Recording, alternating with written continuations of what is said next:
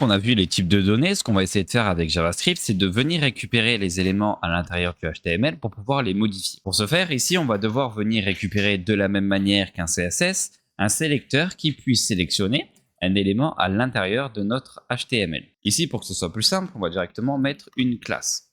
Ici, qu'on va nommer par exemple titre. Ensuite, à l'intérieur de formation, on va créer une constante.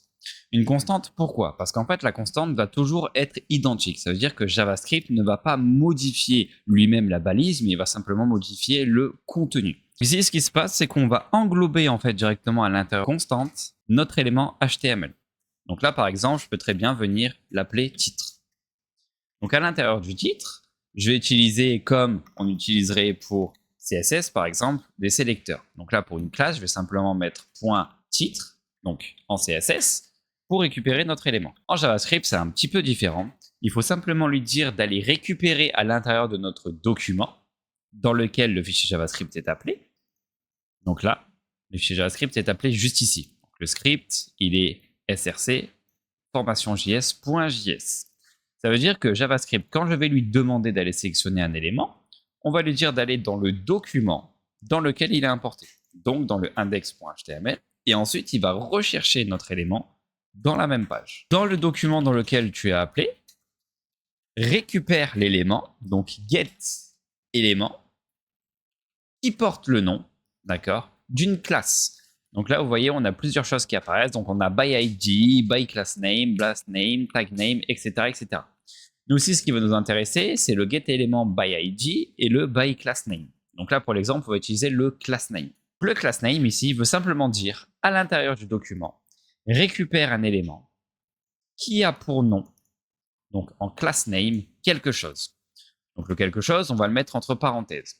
À savoir, en JavaScript, tout ce qui est entre parenthèses, donc après une méthode, donc la méthode, c'est tout ce qui est le point avec une fonction.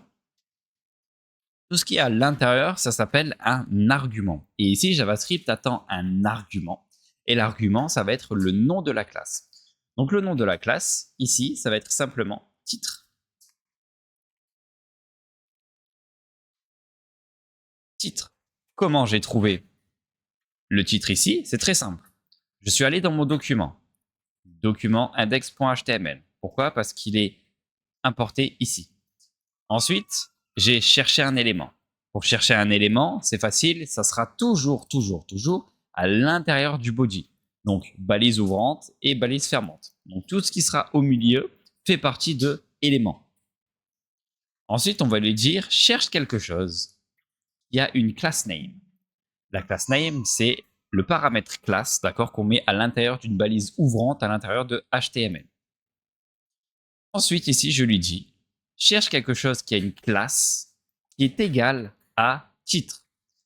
Il faut faire très attention ici parce qu'on a mis getElément by class name. Donc par défaut, en fait, on sait qu'il va s'agir d'une classe. Donc on n'a pas besoin de mettre, comme à l'intérieur du CSS, le point titre. Parce que par défaut, on dit directement à JavaScript qu'il s'agit d'entrée de jeu d'une classe. Donc ici, on met simplement un titre. Donc là, on a récupéré la classe qui a pour nom titre. Alors vu comme ça, c'est vrai que c'est pas très visuel parce qu'on a récupéré un élément, on l'a mis à l'intérieur d'un titre, mais on ne sait pas si on a vraiment récupéré notre élément et s'il se passe quelque chose sur notre élément. Alors en JavaScript, on va utiliser une commande qui s'appelle un console log, d'accord, et ça va nous permettre de faire un tas de choses. Donc ça, je l'expliquerai dans une autre vidéo.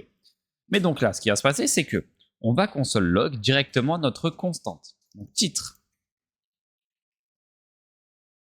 Quand on log notre titre, ici, on a directement l'HTML qui ressort. Donc le H1, point titre. Vous voyez ici, quand je viens directement ouvrir le tableau et que je viens sélectionner donc le H1 titre, on se retrouve bien avec l'élément sélectionné à l'intérieur du HTML.